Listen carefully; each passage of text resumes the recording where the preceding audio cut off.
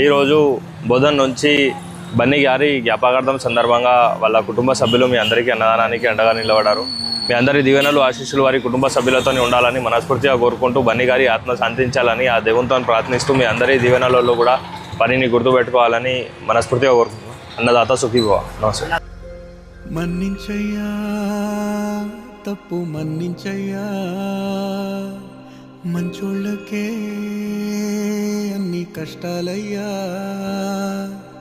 వెళ్ళిరయ్యా సెలవని అంటాంది కంట తడి, ఉండలేక నీ ఎంబడే వస్తాంది గుండె సడి, గురుదేవుడికా ఇంతటి శోకం వెలివేసినదా పాపపు లోకం, మహారాజయ్యా